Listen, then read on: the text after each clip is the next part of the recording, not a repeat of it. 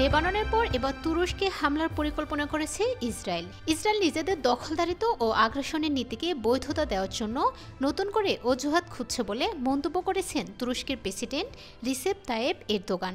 Erdogan বলেন, Israel প্রধানমন্ত্রী Benjamin Netanyahu Gaza যুদ্ধকে এই অঞ্চলে ছড়িয়ে দেওয়ার পরিকল্পনা করেছেন।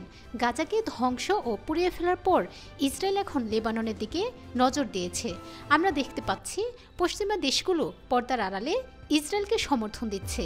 মধ্যপ্রাচ্য জুড়ে যুদ্ধ ছড়িয়ে দিতে যে পরিকল্পনা ইসরায়েলের প্রধানমন্ত্রী বেনিয়ামিন করেছে তা পুরো অঞ্চলকে বড় বিপর্যয়ের দিকে নিয়ে যাবে। তবে তুরস্ক লেবাননের ভ্রাতৃপ্রতিম জনগণ ও রাষ্ট্রের পাশে রয়েছে। আমি এই অঞ্চলের অন্যান্য দেশগুলোকে লেবাননের সঙ্গে সংহতি প্রকাশ করার আহ্বান জানাচ্ছি। তুর্কি প্রেসিডেন্ট সতর্ক করে বলেছেন, এই অঞ্চলে যুদ্ধ ছড়িয়ে দেওয়ার জন্য নেতানিয়াহুর পরিকল্পনা রয়েছে। তার এই পদক্ষেপ এই অঞ্চলটিকে বিপর্যয়ের দিকে নিয়ে যাবে। তিনি যোগ করেছেন, ইসলামী বিশ্ব এবং মধ্যপ্রাচ্যের দেশগুলোকে এই রক্তাক্ত পরিকল্পনার বিরুদ্ধে প্রথম প্রতিক্রিয়া জানাতে হবে।